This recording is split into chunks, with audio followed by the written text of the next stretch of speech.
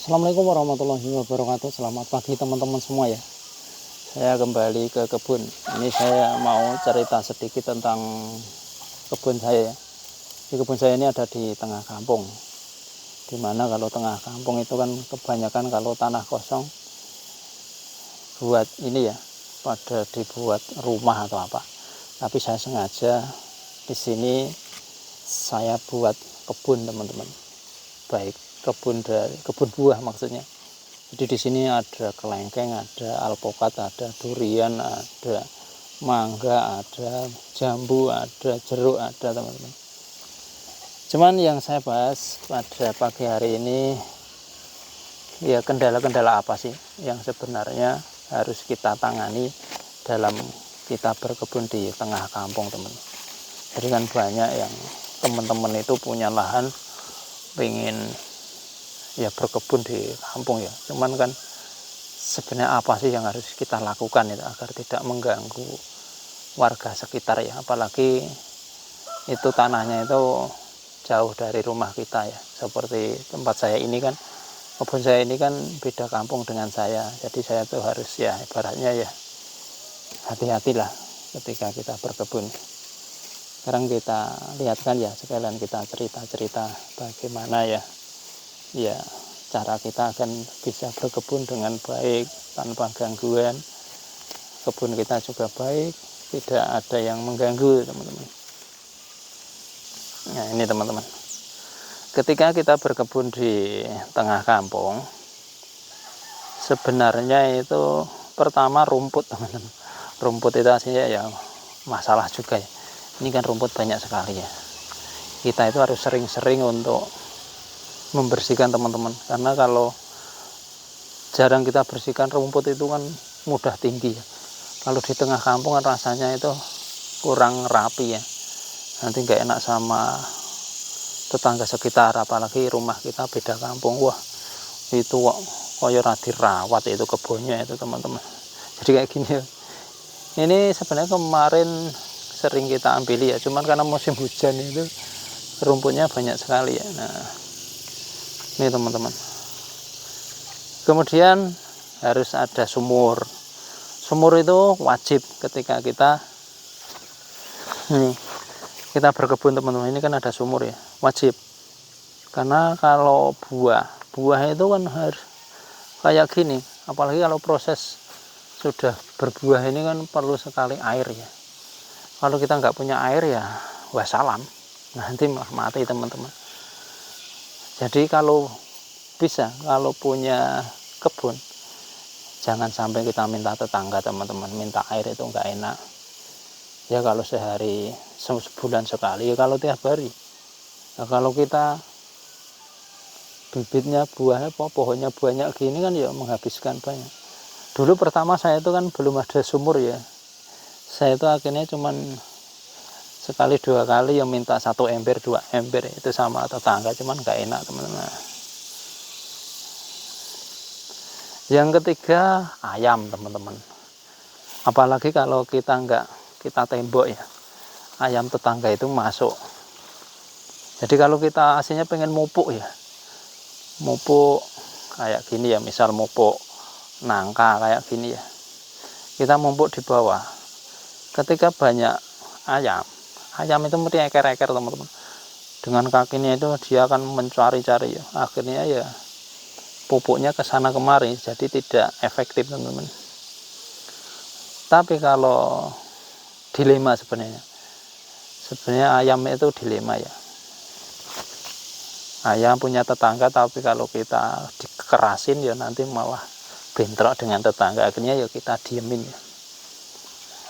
Sebenarnya kalau kita punya dana lebih, kalau memang kita pengen berkebun di kampung ya, itu kita tembok teman-teman, tembok ke atas ya berapa, 3 meteran. Cuman itu perlu dana yang banyak teman-teman. Sekarang aja batako berapa ya, 3.000-an itu butuh 5.000-an kayak gini kan, udah biaya sendiri ya. Nih teman-teman, nah ini yang itong super, kelengkeng itong super teman-teman. Jadi selain cerita kita juga lihatkan ya yang sudah mulai berbuah, berbunga teman-teman. Nah ini habis kita booster ya, 1 bulan yang lalu lebih, jadi terus kemudian muncul kayak gini. Ini yang sisa-sisa dari kelengkeng. Itu tadi ada lagi ya sebenarnya. Jadi kita itu ketika kita berkebun di tengah kampung, rasa ikhlas kita harus dipertebal teman-teman. Kenapa kok dipertebal ya? Kenapa? Kayak seperti kelengkeng itu ya. Kelengkeng itu kan warga itu masih jarang ya, apalagi di sini ya. Masih jarang orang yang nanam. Ketika kita nanam, ketika kita kelengkeng itu sudah tua teman-teman, itu ya maaf ya, ada beberapa yang hilang teman-teman. Karena kelengkeng itu kan nggak perlu kita eram ya, kalau udah tua ya kita ambil, kita makan udah enak sekali. Jadi kita harus ikhlas, sabar ketika kita punya kebun itu, karena nanti yang diambil banyak orang yang ngambil teman-teman ya, meskipun nggak diambil semua ya, mungkin ya pengen saja teman-teman. Kayak seperti contoh ini teman-teman, kayak kelengkeng ini ya, ini kan nanti ketika sudah besar kan kita brongsong ya, kita tutup dengan sak ya, sak dari bawang. Jadi kadang itu ada orang yang pengen itu dia ngambilnya itu sekalian sama saknya teman. Jadi setangkai 2 tangkai ini diambil, kemudian sama saknya. Jadi kelihatan ya, kalau pagi saya nengok itu di sini udah hilang udah.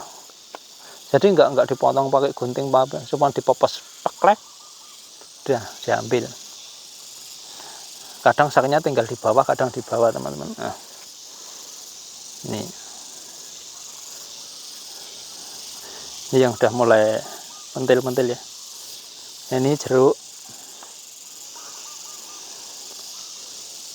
Nih teman-teman, kita lihatkan ya sambil cerita-cerita. Kalau ini alpukat ya. Ini kelengkeng, jadi jaraknya ya udah terlalu dekat teman-teman.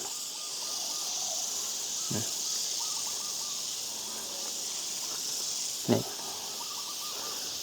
Jadi itu tadi ya teman-teman, kendala ataupun cara-cara bagaimana agar kita itu berkebun di tengah kampung itu bisa aman ya, bisa dikondisikan ya. Yang pertama kita ulangi ya, biar teman-teman bisa jelas. Satu, harusnya ada sumur. Kebun itu kalau nggak ada air nggak bisa, nanti mati, nggak bisa berbuah teman-teman. Kemudian yang kedua, ayam.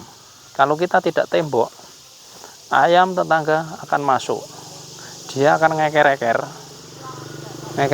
pupuk ya. Jadi pupuknya itu akan terbengkalai ya, meskipun sudah kita tanam di tanah. Contohnya kayak gini, nah ngeker-eker gini. Nah. Kemudian yang ketiga, kita harus belajar sabar, ikhlas. Ikhlas yang bagaimana? Ya itu tadi yang saya ceritakan. Ketika kita berkebun, apalagi yang kayak mangga, durian, kelengkeng, jeruk, itu ketika matang sangat menggiurkan teman-teman. Jadi kalau ada yang misal ngambil itu ya kita harus ikhlas ya, karena memang belum kita tembok ya teman-teman. Kalau kita tembok ya, kalau ada yang ngambil itu namanya pencurian. Tapi kalau memang belum kita tembok, ada yang ngambil itu ya kita nggak bisa menyalahkan teman-teman. Ikhlaskan saja. Dengan ikhlas itu semoga nanti akan diperbanyak hasilnya lagi di tahun-tahun mendatang. Itu teman-teman, terima kasih ya teman-teman sekilas telah mengikuti saya untuk cerita-cerita bagaimana mencoba untuk berkebun di tengah kampung agar bisa aman dan terkendali. Semoga bisa bermanfaat. Assalamualaikum warahmatullahi wabarakatuh.